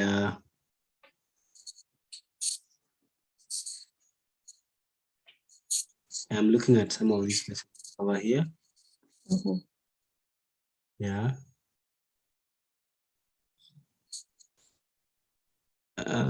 There's a question here, Dr. There's a question on, wow, great presentation. The session was wow. It was an informative session. I really enjoyed the session, very informative and well delivered. Afsa Kamisi, thank you. Now, Ruth Ogola is asking, how many times can someone use the pregnancy pills? Pregnancy pills? Yes. Which are the pregnancy pills? So I don't know, but from her question is, how many times can someone use the pregnancy pills? So maybe then, maybe she meant the emergency pills. And usually I say, if you're using the emergency contraception pill for the second time, that is already high alert that you should not be using them anymore. You should be on some sort of plan, a long-term plan. By the time you're touching the second tablet, the second dose, like you had sex and protected again, you should be coming in and asking for a more long-term family planning method, because most people usually feel like they don't need a family planning method because they're not that sexually active. But if you're taking the pill the second time again, usually that's a clear sign that you need to come in for a more long-term solution. Yes. He was carrying the hands. Winnie, someone by Winnie. Okay. So there's also Judy Rispa is asking, hi, I just wanted to know how would one know the best contraceptive method to use? And will I use all of them to know the one that's best for me? Okay. Now, family planning, maybe as I started the conversation on family planning, there is no best family planning. And here's the truth. No best. I will never tell you that this is the absolute best, use this one. And that is why there is something called the MEC criteria, MEC criteria. The MEC criteria is where we pick this family planning method and we fit onto you. Do you apply for it? Do you qualify for it? Are you disqualified for it? Do you have chronic illnesses? And so it is patient to patient based. I'm looking at you as a new entity. What have you suffered before? What do you have currently ongoing? Where are you in terms of delivery? Are you 6 weeks after? What are your risk factors? What are the things working in your favor? Having answered that, then I tailor the family planning or the contraceptive experience to you. And even after taking this conclusive history, it still may not work. You may go home and you experience a side effects, and all these things have side effects. And usually when you come back, I will just ask you one thing. Since there's nothing 100% I'll ever give you, I weigh the side effects with you. Is it really that bad as to warrant us getting off a method? If you say yes, then it's okay. Get off a method and try another method that applies. So it's a trial and error until we find the best fit. And I think as I started, I may have mentioned that the reason why most of them fail is because this one woman is jumping from one to another, trying to find a best fit, and in the process gets pregnant. Okay. Much for that. Ivan Murugi is asking, I've personally had so many myths about the emergency contraceptive pill, like them causing infertility and shouldn't be used more than twice. How true is this statement? It is not true. They do not cause infertility, but I will have to say that they greatly increase the chances of forming an ectopic pregnancy. Actually, usually we know a woman comes in with an ectopic pregnancy. The first thing I'll ask is, did you use the emergency pill? Why? Because the mode of action for the emergency pill was slowing down of a tubal motility. Now, tubal motility is being slowed down after supposedly fertilization has occurred. So what you're essentially doing is you're blocking implantation, you're blocking the blastocyst from reaching the uterus where it will implant, but it has already formed.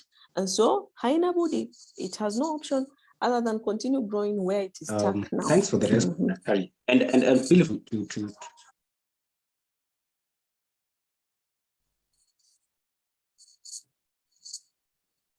Hello? Yes, we can hear you. So thank you, Daktari, for that. So everyone also, for those who wish to also raise their hands, you can raise your hand to ask a question. As I do, just give me a second so that I can wipe my hands. I'm smelling like condoms.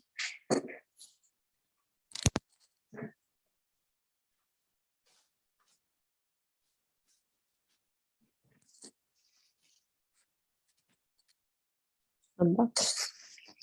Hello.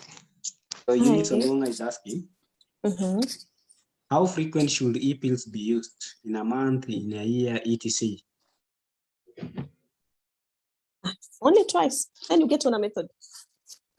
There's no frequency for e-pills. They are much more dangerous. I remember when I was explaining them, I talked about emergency breaks and applying normal breaks. And so the regular family planning contraception methods are your regular breaks in this car. And then the e-pills are your emergency breaks. Like, at no point should you consider it being a family planning method. So it's like you're stopping your car every time by emergency breaks. You're pumping your system with all these high dose hormones to suddenly stop this pregnancy. They have a more lasting effect in the sense that you always are throwing your system into disarray. Your periods are all over the place. They're not well aligned because you have high dose estrogens and progesterones in your system. So no, they are not a regular family planning contraception option. They are for just that, an emergency. And after that, we assume that you come in for a regular method.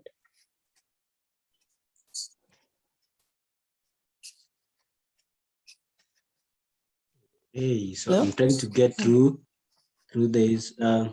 Somebody's asking here, how long does it take for oral contraceptives to take effect? Actually, I feel I can read them for you, then you take them, you write them so that you take them at once. Okay, one by one, yeah. How long does it take for the oral contraceptives to take effect? I mean, if one has been sexually inactive, how long prior to coitus should they resume oral contraceptives, and how many days can one safely not take the oral pills without increased risk of pregnancy? So Connie Kaimenyi says, thank you so much for the presentation. It was so informative. Agnes Priscilla is asking, the emergency pills should be taken once in a year. What are the side effects of retaking them over and over? Dorcas Chesang is having 4 questions. The first one, what's the prevalence of the use of contraceptives among college students? What are some of the factors that affect contraceptive uptake among youths? Then the third question is myths and conception about contraception use among youths. And question 4, how can the factors affecting contraceptive utilization among youth be handled? Question 5, what are our roles as trainers in prevention of unwanted pregnancy among sexually Just active let me youths? take you back. I was left at myths and prejudices in the youth. Okay, so somebody said, what are the myths and conception about contraception use among youths? Then the fourth one is, how can the factors affecting contraceptive utilization among youths be handled? And then the next one is our role as trainers in prevention of unwanted pregnancy among sexually active youths. Then Mini Gachau is asking, with the new depot with 104 milligrams, that's it on estrogen to stop ovulation, can it not affect a woman's libido? Because during ovulation is the time most women's libido goes high. Lastly, Daktari, the last question is it true that the hormonal contraceptives could lead to weight gain? Okay, so I'll start. When do the pills start taking effect? How should I get off a pill, reintroduce a pill, vis-a-vis having sex? Am I safe? Am I not safe? I usually give a blanket figure of 7 days in that the serum levels of estrogen and progesterone rise slowly over a 7-day period. And so I usually use a local example. If your husband is coming to visit you and he visits you suddenly with no warning and you live in different towns, if it has been 7 days since you are off a pill, kindly use another alternative or barrier method, okay? So 7 days is usually the cutoff, loosely speaking. So there was another question with e-pills being taken once per year, and if they're taken more often, what are the effects? I think we've covered this. First of all, it is not written that the e-pills should be taken once per year. They are called the e-pills because they are just that emergency. For example, in the indications for use, one of them was rape. And so this is a woman who had not planned on sex, and then she had sex or was raped or whatever, and then now we need the e-pills. So maybe as a take home today, let's understand that you cannot plan on the e-pill as a contraceptive method. It is used as a backup as you seek a more long-lasting solution. Okay, good. What is the prevalence among college? Prevalence of contraception use among college students? Very good question, very good research topic. I do not know. There is the whole contraception among youth that I probably didn't go in detail with. So this one, I'll be very honest, I don't know, but I can check it up and then I will post it later on when I'm done, if there is any studies to that effect. So what are the factors affecting uptake of contraception in the youth? There are many, the same factors that would stop the general population, plus there are a few other factors that are specific for the youth. And so I will highlight the ones that are specific for the youth. Number one is misconceptions about the said contraceptions. A lot of rumors are ongoing about the family planning methods, or they'll cause you cancer, and then this is a girl who has not yet even made her sexual debut, for example, or this is a girl who has not yet considered, having a family, so why would she put herself at risk for cancer? Number two, availability. So availability of the methods in that we sell the idea of contraception to women who have delivered, but not women who are sexually active, not yet delivered. Okay, so availability of said methods, and even in the spaces where these youth are found, so their availability, is it available to them? Number three, and these are policies, especially Kenya, where can you give a contraceptive method to a woman below 18 years? No, you can't. And we've had several litigations being put upon the care provider. In what instances are you allowed to give a contraceptive method? Only when you're using it as medication. For example, using the pill for heavy periods, for endometriosis, for dysmenorrhea, etc. And even that, there is a lot of frowning upon, okay, the prescription of contraception pill. Can you give condoms to someone under 18? Maybe not, according to the laws of Kenya. I know there are policies that are still ongoing. People want to lift those things, and I hope that change is coming soon.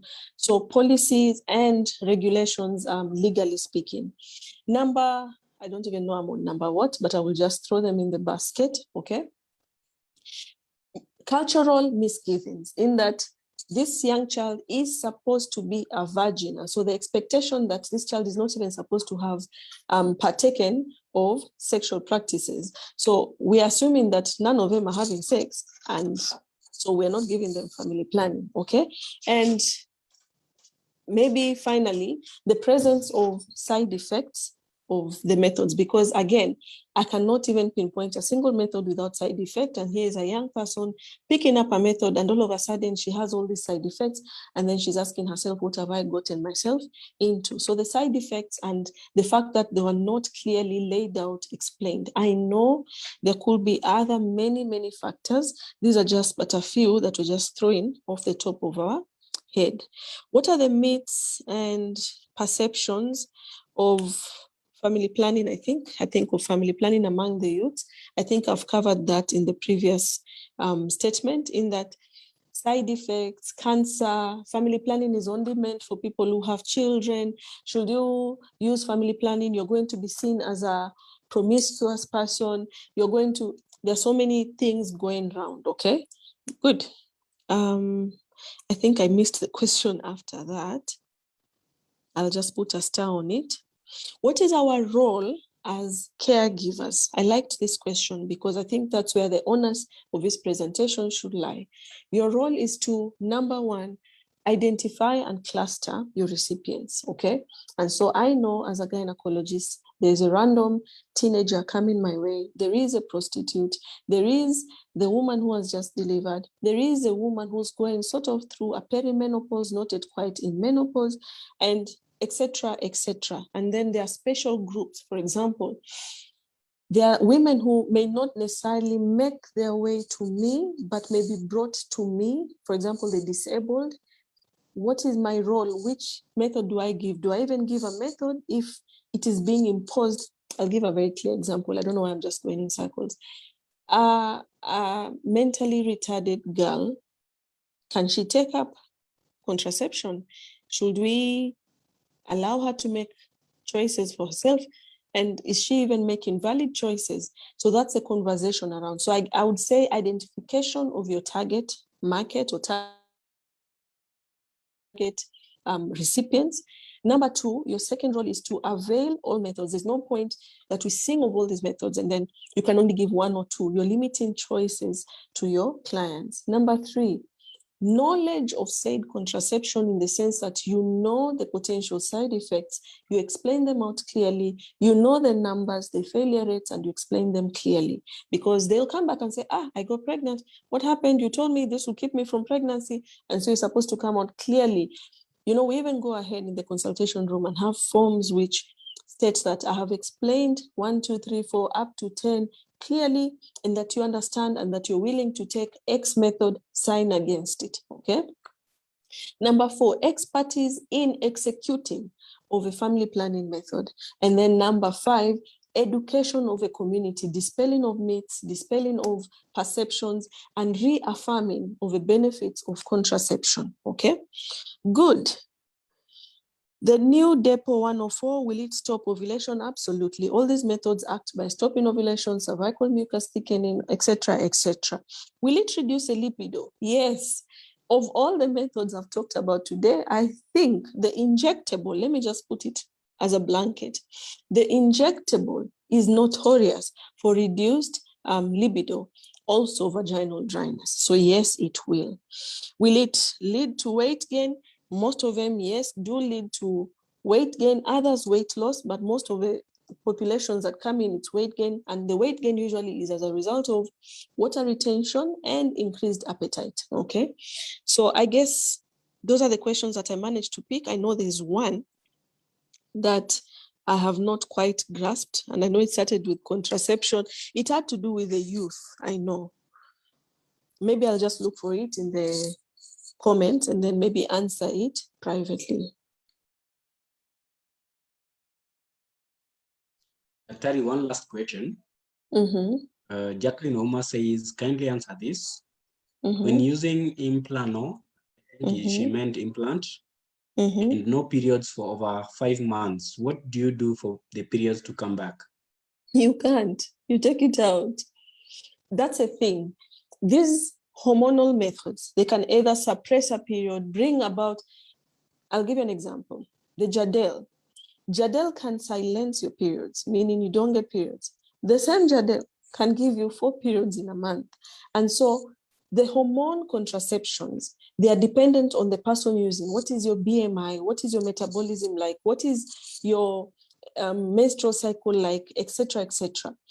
And so if I know the cause of XYZ is the implant, taking out the implant will restore the normal physiological process because the physiology changed because of the presence of an implant. Usually we tell you stick with a method beyond the 6 months because between the time you put it and 6 months, the body is getting used to it. We are changing your physiology. We are trying to suppress ovulation. We are sitting on some hormones. We are trying to elevate some hormones. We are changing the endometrial consistency. We're making it thinner. We're making it. And so usually we tell you just stick beyond the 6 months. No matter the side effects, stick beyond the 6 months. And then also, many women will not complain about lack of a period. People will come complaining when they have 2 or 3 more periods in a month. People enjoy when they have no period. I'm just saying.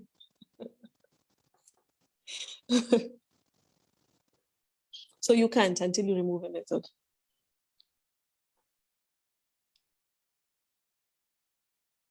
Back to you. Thank you so much, Daktari, for coming in and doing this presentation. I can see You're welcome. one more question from Lydia Wanjiru. Asking, what can be the cause of abdominal pain after taking chaguo langu to balance hormone? Any remedy? After taking what?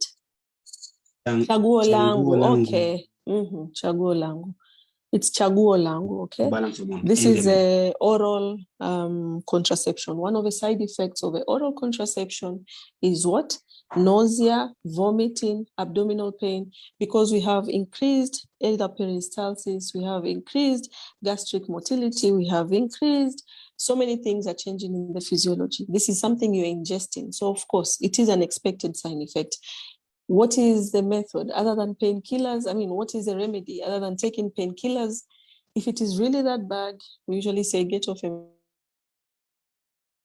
method. But if it is not really that bad, it will pass. Maybe reassurance as well. It is one of the minor side effects of the oral contraceptions.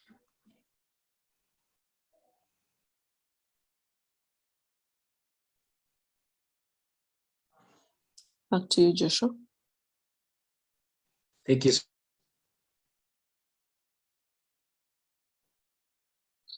so much. Fans, feel free to raise up your hand so that you'll be muted and ask Daktari.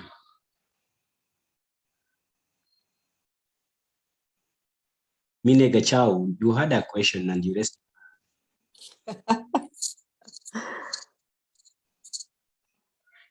Ma, you are sorted.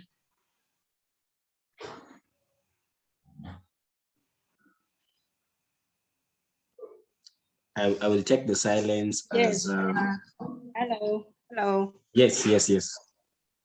It's Minnie. Yes, I was sorted. I was the one who asked about the depth for 104 reducing libido. Ovulation and libido. Yeah, so I was sorted. Can I ask one question, please? Yes. Yes, go ahead.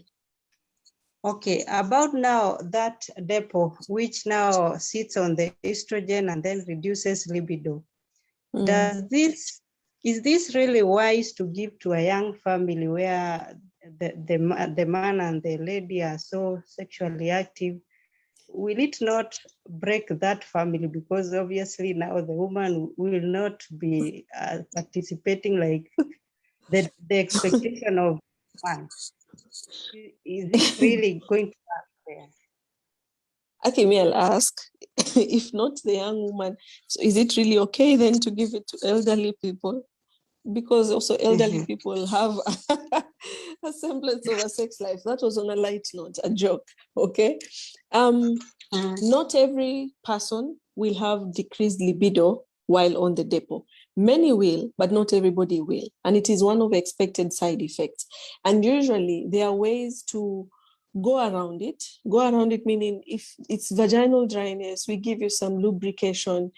If it is really that bad and it is getting in the way of a family unit, we can get off a method. And sometimes we may advise that you're not on it continuously for so long that you're not just getting 3 months depot, 3 months depot, 3 months depot, 3 months depot, that you sort of break it up. You can have 2 months of depot and then switch it up to another method. Maybe you can use condoms so that you let the hormones dissipate and then you come, start again. The major thing that usually comes up with a depot, and from my experience, yes, the libido is there, but somehow women find ways to mitigate. The major thing is usually return to fertility. I know I read my numbers and I said 4 months and 1 month, and that is what the theory says. On the ground, though, return to fertility is a pretty concern that once you've gotten off the depot, how soon can you get pregnant? And it takes a while. It takes really a while, and it is not 4 months. I think on the ground, we are seeing more like 9 months, maybe sometimes 1 year. I've had a couple come in almost 2 to 3 years later. Still, they are quite fine. It is just the depot that was just sitting on fertility. So maybe to summarize the side effects, I'll put them on a scale, like a weighing scale. And then I'll tell you, you have enjoyed the benefits of this method, yes? And the woman will say yes. You have tried other methods and they were not a good fit, yes, yes. So other than the libido, was there any other side effect? And if she says, daktari ni libido tu, lakini najaribu jaribu, if it is not a solid reason to get off a method, then we push through. But if it is a major concern, such that we're now, worried, then of course I'll get you off a method, put you on another non-hormonal method, maybe give you a break from the hormones and then resume back again when we can.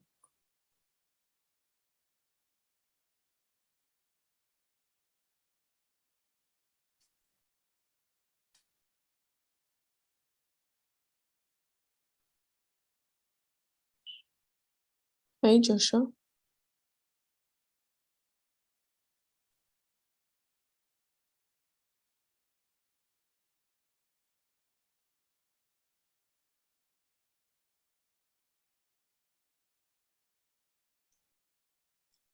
Hello, I can see. Hello. You can hear me?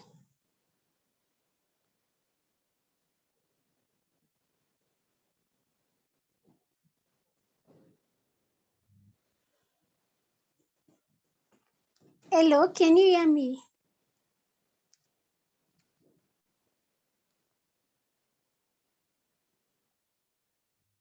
Hello?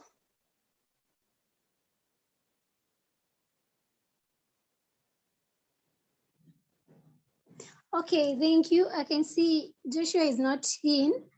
So thank you so much, our speaker, Sabra Saleh. I'm happy for that wonderful session. I'm sorry for the inconveniences we had, but I'm glad that we learned so much during the session. So I don't know if we have a question from the members, maybe a comment, one participant to give a comment on the session.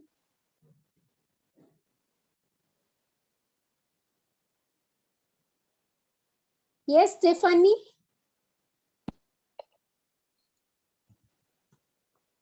Stephanie, you can unmute. Hello, everybody. Hello. Hi, so I'm Stephanie Mungai, Hi. and a student at the Moi University, and I'm doing psychology. And with that course, most people will come to me with questions, So I've had one person sometime ask me about, oh, hi, can you hear me? Yes. Hello. Yes. Okay, so like I was saying, okay, awesome. Like I was saying, with my course, it's easy sometimes for people to approach me with even issues to do with reproduction and family planning. So I really think that this was a very insightful session. I have learned a lot. I just have one question, and allow me to voice it instead of writing because it's a bit tricky. I met a lady who had been using contraceptives, but then she got, okay, I don't know if she got pregnant. We can't really confirm that she got pregnant, but she went to a doctor, just a clinic. And so she says that the doctor inserted something. And so she started bleeding, but he also gave her medicine for the bleeding. But after 2 days, there was still a lot of pain and a lot of bleeding. So she was asking me for advice. So I just advised her to go to the hospital, now to a government hospital, and just get that checked out. So I was wondering what would have been the problem. Okay, can we say that it was a pregnancy that happened, or maybe was it a mishap with the contraceptives? So that was really a bit tricky for me to answer. Yeah, so if you'd be able to maybe look into that, that would really help. And thank you so much for such an insightful session. You're welcome. So there is no family planning that is inserted through the vagina. So I know she was on a family planning method, and then there was a period where she may have gotten pregnant. The drug that was put inside the vagina most likely will be misoprostol, which is an abortifacient, meaning would cause an abortion. So most likely, chances are, because I was not there, but just going by drugs and how the drugs are administered, if it was a drug to stop heavy bleeding, it will have been a drug given orally, an injection, or even the Mirena. But a tablet put inside the vagina, that is misoprostol most of the time, which is also called, Cytotec. And depending on the dose she was given, probably she went on to have a miscarriage or an abortion, which will then explain the heavy bleeding. She went to have heavy bleeding. And at that point, then I would question whatever was removed from her womb, was it truly out? Because the interesting thing about the uterus is it does not go quiet until what is in is fully out or things are fully in. We cannot have a situation where you're in the process of having a miscarriage or an abortion and the uterus is quiet. It will bleed until everything is out. So finish the job. Okay, so I guess the idea to go to a government hospital was a good idea, because then maybe a confirmation of pregnancy and a confirmation of an abortion process ongoing, and then also a life-saving procedure to sort of clean out the uterus entirely so that she's not bleeding too much, because we also know that we can lose lives when we're having abortions from the bleeding. Okay, so I hope she was helped, and later on she was talking to you after she was stable.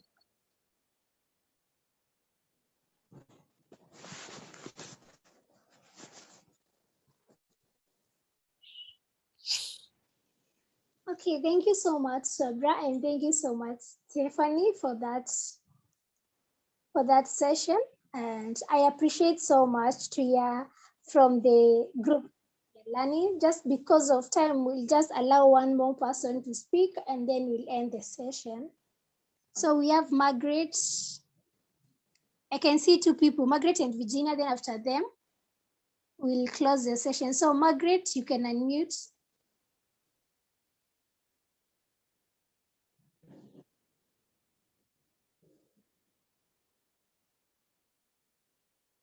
Margaret,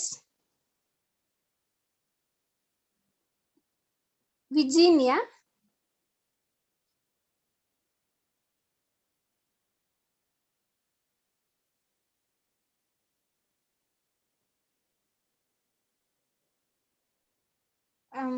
I think they just raised their hands. So I'll just check on the chat. Then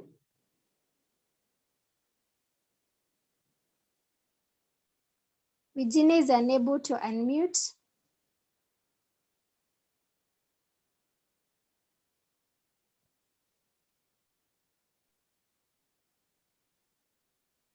Hello, hi. Hello. My name is Virginia. Hello, can you Hi, hear me? Virginia. I can hear you, Virginia. Oh, mine is to just appreciate you, and I'm so grateful.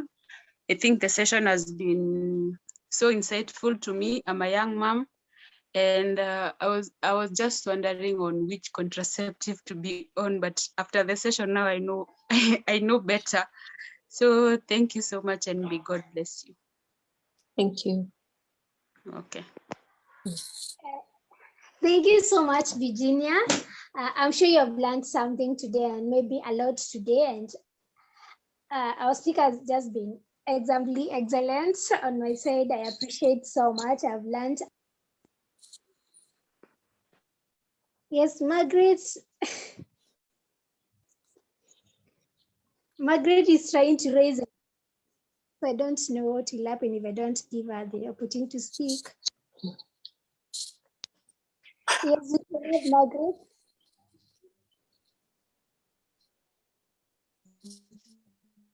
Hello, Margaret. Hello. Yes. Hello. Yes. Hi. My question was Yeah. does nutrition lifestyle after fertility Does a what? fertility the mother's nutrition lifestyle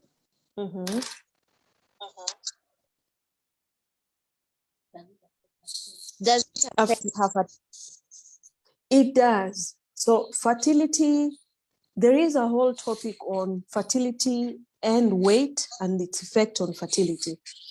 This now is, it's an entire topic, but can it affect fertility? Yes. Can it affect contraception efficacy? Yes. Obese women have more failure rates than women within normal BMI. Okay, this goes back to metabolism. This goes back to, for example, if you're using the depot, the subcutaneous tissue, and all that. Now, if we're talking about the effect of weight on fertility just as is, yes, we know that there is a concept called critical weight, and critical weight is the weight a girl or a young woman has to achieve for the trigger for the reproductive age to come alive. This would explain why a girl in town would mature faster than a similar aged girl in the village. The one in town is probably more likely to be obese because of all the unhealthiness of our diet. And so immediately they reach a certain age, the trigger is, or the alarm is, rung, and the system becomes awake. So you notice that the child in Mombasa town, Nairobi town gets her menses before the girl in the village.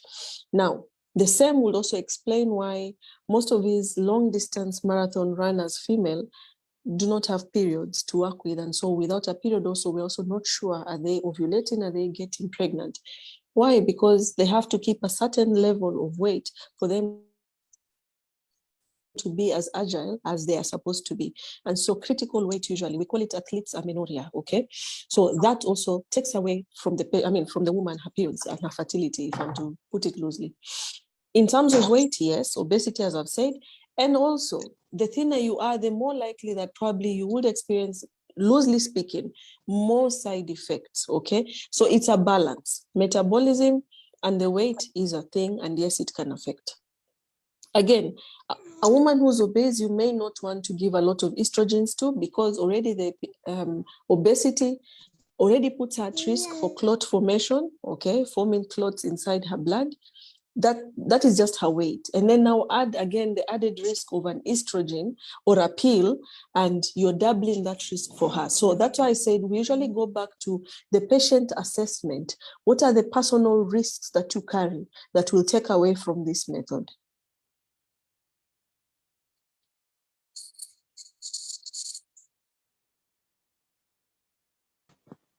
Thank you, Dr. You're welcome.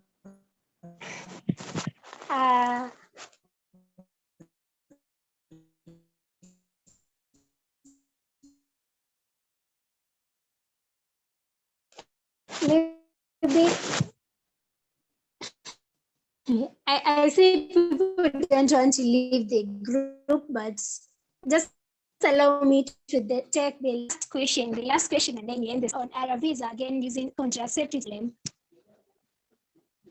I missed the question.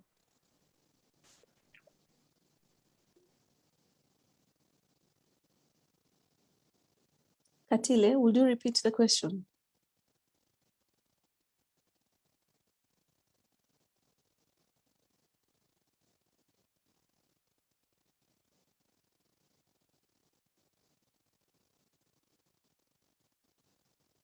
Hello? Okay, so I see the question from Bill Oluoch. Sometimes you find that the woman is on ARVs and again using contraceptive, and in the process, the contraceptive fails. What could be the problem? Cytochrome P450, I talked about it. You see, we have our ARVs here, we have the HIV here, and we are all dependent on the same hormones that are supposed to metabolize. Some drugs work against the hormone, some drugs potentiate the hormone. It's just basically, you see, enzymes in the body are your messengers. And so they're usually given instructions, go and do this to the body. And so every hormone, every drug you take acts through an enzyme that will either work for or against. And so all these things that you're taking, ARVs, and that is why I brought in the point of the injectable and HIV positive. And I said, I'm going to post a paper on it because studies have been done. And yes, the ARVs, the HIV suppresses the enzyme cytochrome P450, and the efficacy of a method fails. And then also the method suppresses, or rather potentiates, the acquisition of a virus and also failure rate of the ARVs. Okay, so it's a lose-lose kind of situation. So yes, there is a relationship between HIV. There was a lot of noise, by the way, about the Depo-Provera, the injectable progesterones, and its use in Africa. And there was a lot of politics in why would it be brought to Africa, especially knowing the effects, knowing that Africa is ridden with, say, HIV and is plagued by it. But you see, again, not all of us have. And then also we ask that these women who are on ARVs, if they could have a backup method, if you could choose another. Anyway, there's a lot of discussion with the Depo-Provera, okay? Maybe I would say take it upon, okay, yourself, go and read more. There's a lot of politics behind family planning. And we also have to understand that sometimes the motives may not be very clear, who's pushing the agenda, which company is producing what. I do not want to enter that from a scientific point. Are there interactions? Yes, there are interactions, and we should be aware of them as we prescribe these things to the patients.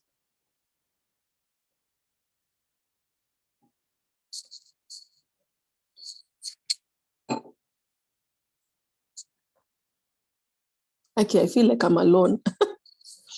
Hi. Hello? Yeah. So I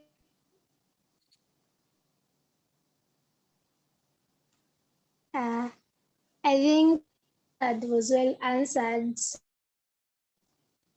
Of time, so that you may not keep Daktari long in the session,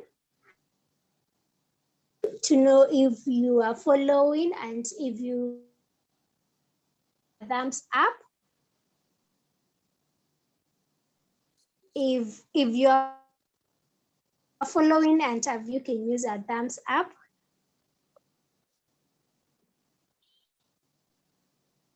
You can see from Shane, Kero, Denise, Esther, Immaculate, Jack Ma, yeah, Virginia, Stephanie Mungai. Thank you so much for the wonderful session, Daktari. And I just wish we could spend even up to 9 and knowing more about these contraceptives methods. Because I see we have many questions. Even I can see in the chat box in our Facebook, there are more questions. So I think maybe I'll go to Facebook and then maybe just direct most of the questions there. I'll when I get home, I'll just go and answer one by one. It's okay. It's okay. So those who are following WhatsApp, or maybe your question was in type in the chat. I think is that fine? Yes. Okay, thank you so much, Dr. Lee. Okay. Actually, You're I think welcome. I lost the type there.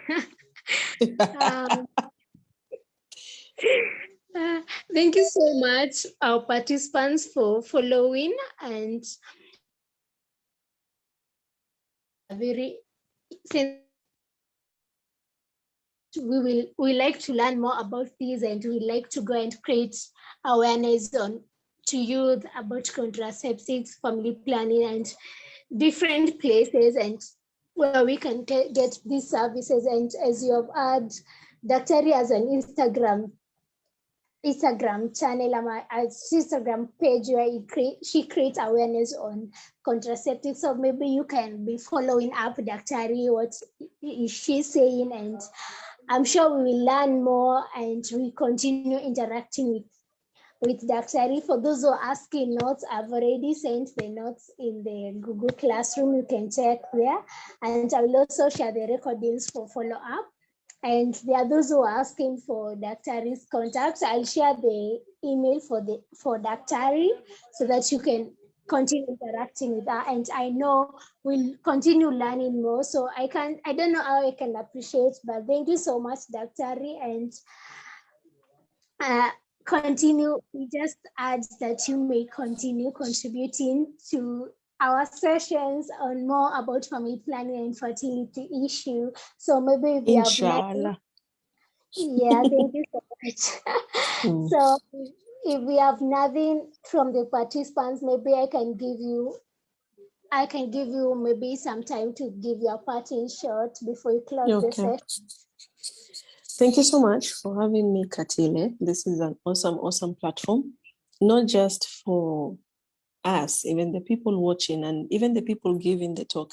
Like, you have no idea how I had to go and refresh some things we take for granted. Number two, family planning is and will always be available to everyone. And the methods are as diverse as we all are. You cannot use what your sister used or your cousin used or your mom used. It is patient per patient. Just walk in, your doctor will have a chat with you, tease out what works for you, what doesn't work for you, and then tailor make the experience for you. And that is the whole point of it. It's a personalized issue. It cannot be generalized to everyone, okay? Number three, even as the side effects occur, they're not isolated to you alone. They occur to a general population. I usually encourage my patient, go and read, okay? And finally, aside from family planning, keep spreading the good gospel of reproductive health, of good reproductive health. And God bless all of you. Thank you for having me.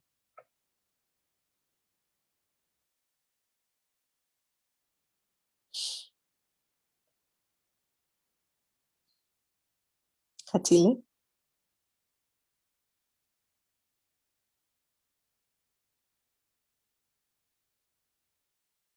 Hello. Oh, sorry, I was muted. I was muted. I didn't know if I was muted. So as I was saying, thank you so much, Dr. Lee. And as Dr. Lee has said, let's continue spreading the gospel of reproductive health. And we should not tailor make our experiences when we use these methods of contraceptions, but we should be patient-centered. As doctors are patient-centered, you should treat yourself as a patient and don't compare yourself. If something doesn't work for someone else, it doesn't mean it won't work for you. So with that, I can say we had a wonderful session and a perfect session. So if we have nothing else, I can say have a good evening all, and let's continue engaging with Dr. Sabra. Thank you so much. Bye. Have a good evening all. And you too.